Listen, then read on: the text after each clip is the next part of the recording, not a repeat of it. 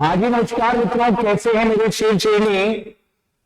Scholar study centre के YouTube channel पर आपका बहुत बहुत अभिनंदन और स्वागत। आज हम इतिहास का बहुत जबरदस्त टॉपिक लेके आए हैं। मुगल डायनेस्टी, मुगल वंश पर अपन चर्चा करेंगे। तो क्वेश्चन नंबर 1 आपके सामने प्रस्तुत है।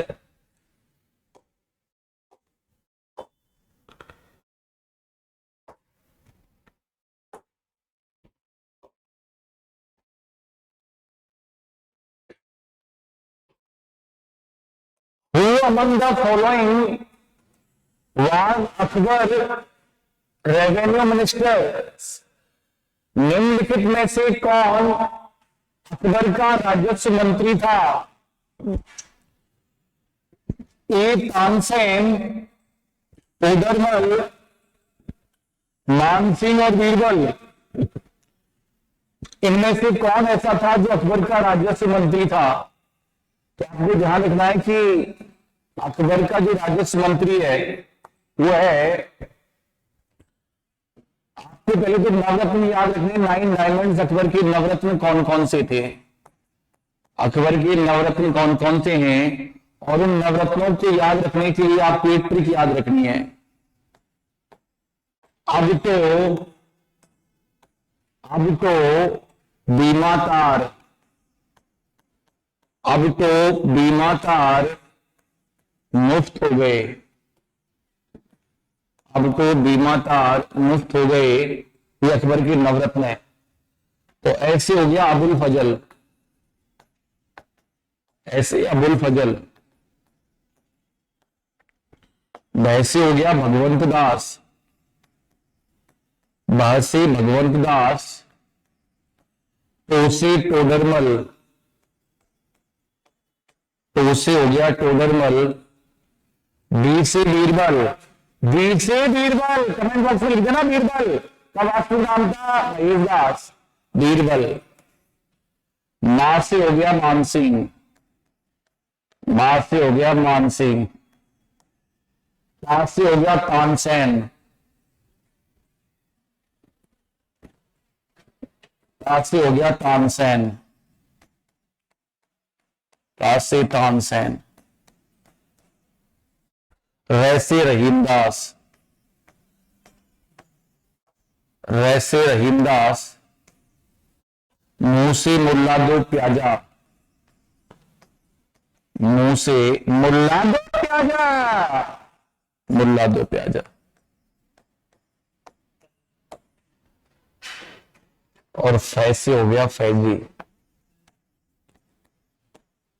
फैसे फैजी। ये अकबर के नवरत्न थे। कमेंट बॉक्स में आपको 3 बार ये बात लिखनी है, 3 बार कि टोडरमल पटवारी था। राजस्थान की राजस्थानी बात करनी है तो राजस्व मंडल का मतलब, राजस्व मंत्री का मतलब होता है पटवारी। राजस्व तो हमारे पटवारी का जो पद है, पटवारी का जो विभाग है वो राजस्व मंडल संभालता है, राजस्व मंडल। तो राजस्व मंत्री का मतलब पटवारी, तो टोडरमल पटवारी था। कमेंट बॉक्स में जरूर लिखना आप कि टोडरमल पटवारी था, ठीक है। बीरबल का वास्तविक नाम था महेशदास। तानसेन था, जो तानसेन वो बहुत बेहतरीन संगीतज्ञ था। तानसेन बहुत बेहतरीन संगीतज्ञ था सर, तानसेन बहुत बेहतरीन संगीतज्ञ था। अगले क्वेश्चन में चल रहा हूं नेक्स्ट।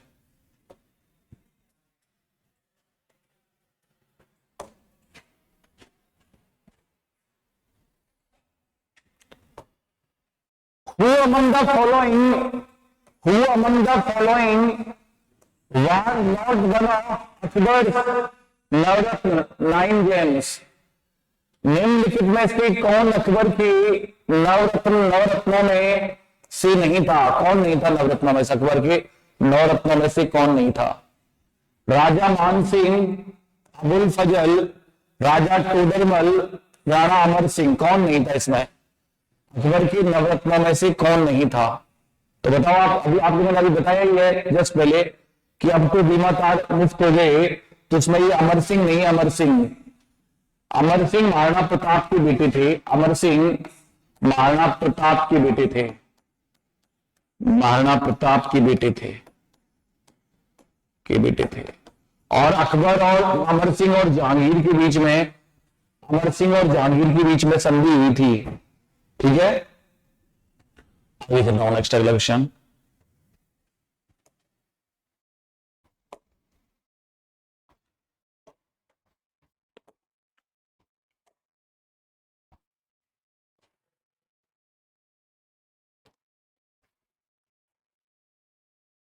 अकबर के शासनकाल के दौरान मुगल काल की राजस्व प्रणाली को, अकबर के शासनकाल के दौरान मुगल काल की राजस्व प्रणाली को क्या कहा जाता था? कमेंट बॉक्स कमेंट करके बताएं आप कमेंट बॉक्स में।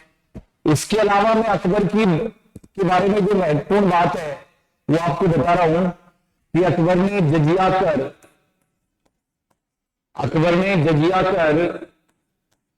और दास प्रथा को समाप्त कर दिया था। अकबर ने जजिया कर और दास प्रथा को समाप्त कर दिया था। अकबर के समय में आजम खान ने मालवा पर आक्रमण कर दिया था, जहां का शासक था बाज बहादुर। वहां का शासक था बाज बहादुर और उसकी पत्नी का नाम था Roopmati.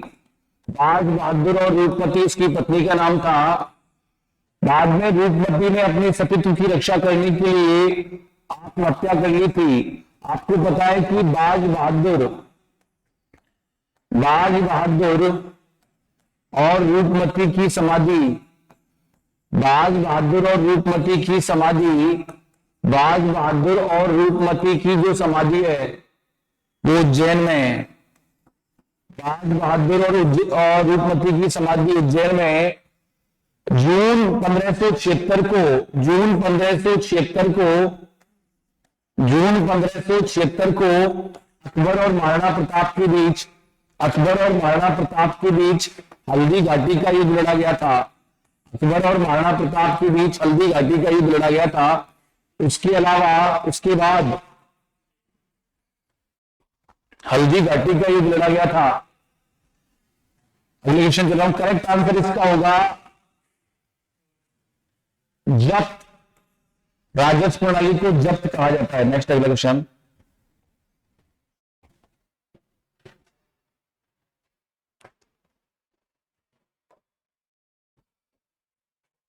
In which of the following battles did the founder of Mughal Empire Babur use cannon and the ammunition effectively for the first time in India? निम्नलिखित में से किस युद्ध में मुगल साम्राज्य के संस्थापक बाबर ने भारत में पहली बार तोप और गोला बारूद का प्रभावी ढंग से उपयोग किया? तो आपको पता है कि बाबर ने भारत में 4 युद्ध लड़े थे। बाबर के 4 युद्ध लड़े गए थे भारत में। वो 4 युद्ध थे। इतनी आपको कमेंट बॉक्स में करके लिखनी है। पंखा चले घर में, पंखा चले घर में, पंखा चले घर में। जो पहला युद्ध था वो था पानीपत। दूसरा है खानवा,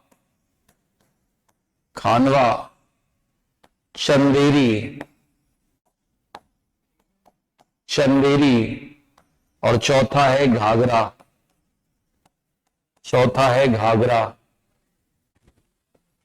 तो जो पानीपत का जो युद्ध है वो लड़ा गया 1526 में। ये बाबर और इब्राहिम लोदी के बीच लड़ा गया। बाबर और इब्राहिम लोदी के बीच लड़ा गया। इस युद्ध में बाबर ने तोप और गोला बारूद का प्रभावी ढंग से प्रयोग किया था। इसके अलावा इस युद्ध में बाबर ने तुलुगुमा पद्धति का प्रयोग किया था। इस युद्ध में विजय के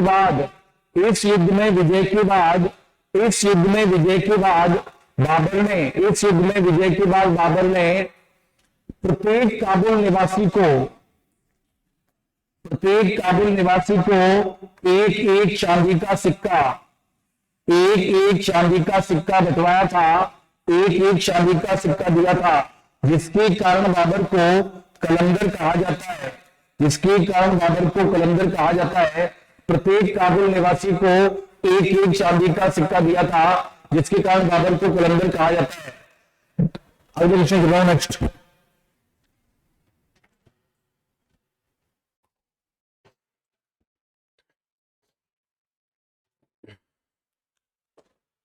प्रथम मुगल सम्राट कौन था?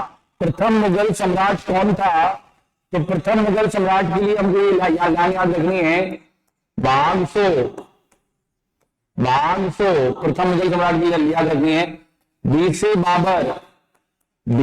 बाबर, एच से हुमायूं, एच से हो गया हुमायूं, ए से अकबर, एस से शाहजहां, और ओ से हो गया औरंगजेब, क्लियर क्या? ओ से औरंगजेब। नेक्स्ट चलना अगला,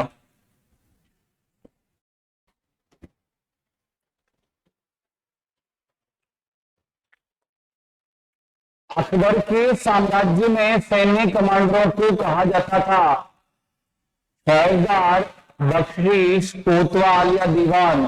फौजदार कहा जाता था, फौजदार। अगला क्वेश्चन,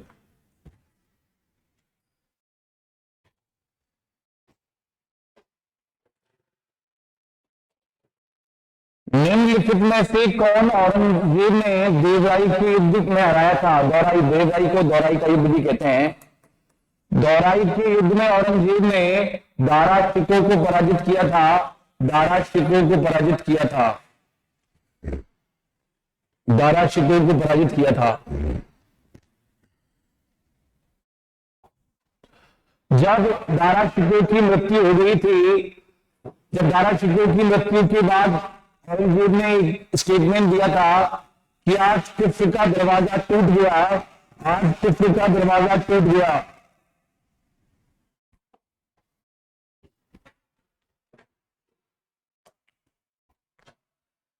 निम्नलिखित मुगल शासकों में किसने आगरा किला बनवाया था?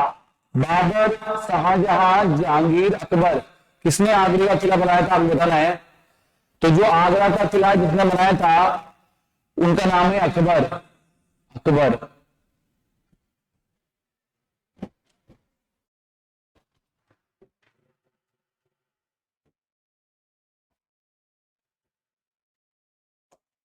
शेर खान ने किस वर्ष कन्नौज के युद्ध में हुमायूं को हराया था? विच ईयर डिड शेर खान डिफीटेड हुमायूं एट कन्नौज? 1541, 43, 40 या 42? आपको दो युद्धों के बारे में याद रखना है, एक तो 1539 और एक 1540। कमेंट बॉक्स में लिखना है आपको कि चौसा का 40 में नहीं हुआ, चौसा का 40 में नहीं हुआ, तो फिर चौसा का 1539 में हुआ। चौसा का युद्ध 1539 में हुआ। हुमायूं और शेर खान के बीच, और इस युद्ध में हुमायूं पराजित हुआ। दूसरा युद्ध 1540 में कन्नौज या बेलग्राम का हुआ। दूसरा युद्ध 1540 में कन्नौज या बेलग्राम का हुआ। और इस युद्ध के बाद हिंदुस्तान की सत्ता किसके हाथ से निकल गई?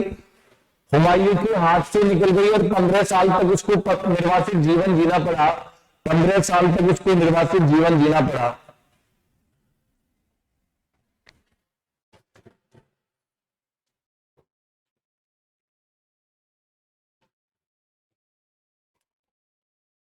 पंद्रह सौ 27 में खानवा की लड़ाई में राणा सांगा को हराने के बाद निम्नलिखित में से किसने गाजी की उपाधि धारण की? केवल गाजी की उपाधि ही धारण नहीं की थी, अपितु मुसलमानों पर लगने वाला तंगा कर भी समाप्त कर दिया था और जिहाद का नारा दिया था। ये तीनों काम किए थे बाबर ने। ये तीनों काम किए थे बाबर ने, और बाबर को उपवनों का राजकुमार कहते हैं। बाबर को उपवनों का राजकुमार कहते हैं, और एकमात्र ऐसा मुगल शासक था जिसको 2 बार दफनाया गया, जिसे 2 बार दफनाया गया।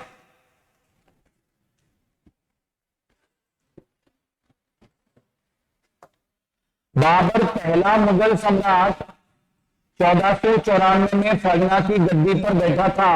वह केवल खालिस्तान वर्ष का था। उस समय वह केवल 12 वर्ष का था। उस समय वह केवल 12 वर्ष का था। कुछ किताबों में बहुत कॉन्ट्रोवर्शियल है, कुछ किताबों में इसको 15 वर्ष भी दे रखा है, लेकिन ज्यादा ऑथेंटिक 12 वर्ष है।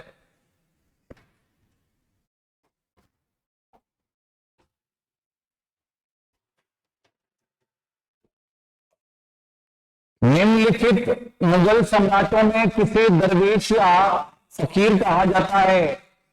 दरवेश या फकीर का मतलब है जिंदा पीर।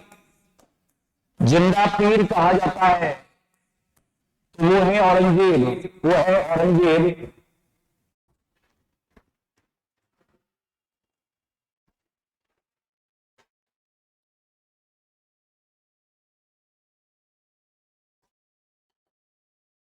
मेवाड़ के निम्नलिखित शासकों में कौन बाबर के द्वारा खानवा की लड़ाई में 1527 ईस्वी में पराजित हुआ था? वो था राणा सांगा।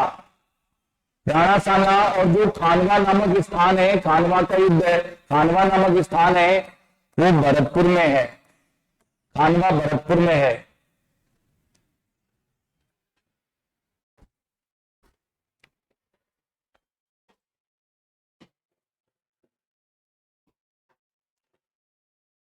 अकबर